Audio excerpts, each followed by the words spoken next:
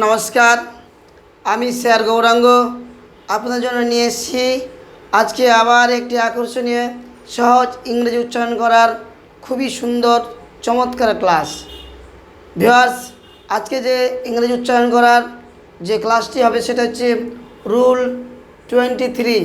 দেখুন রুল 23তে কী বলছে ইংরেজি ওয়ার্ডের মাঝে যদি ডাবল ই এবং শেষে আর থাকে তবে ডাবল ই এর উচ্চারণ ইয়া হবে।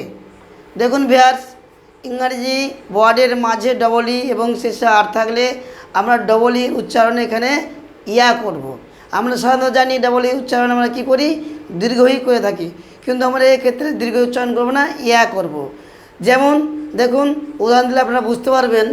বলছে পি ডাবল ই আর, দেখুন শব্দের মাঝে ডাবল ই আছে, শেষে আর আছে, উচ্চারণ হবে ভিউয়ার্স কি পিয়ার।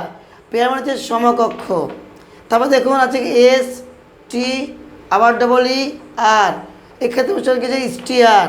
স্টিয়ার মানে হচ্ছে হাল ধরা বা গাড়ির যে ড্রাইভার যে হ্যান্ডেলটি ধরে তা। বলছে তারপরে উদাহরণ দেখুন ডিয়ার, ডি ডাবল ই আর, ডিয়ার। ডিয়ার মানে হচ্ছে হরিণ। এইরকম অজস্র ইংরেজি ওয়ার্ড রয়েছে যাদের মাঝে ডাবল ই রয়েছে এবং শেষে আর রয়েছে। ভিউয়ার্স, আর কোন কোন ওয়ার্ড রয়েছে আপনারা অবশ্যই কমেন্ট করে জানাবেন। অবশ্যই কমেন্ট করবেন। ভিডিওটি ভালো থাকলে অবশ্যই লাইক করবেন, শেয়ার করবেন এবং থাম্ব প্রেস করবেন। ওকে, থ্যাংক ইউ, ধন্যবাদ।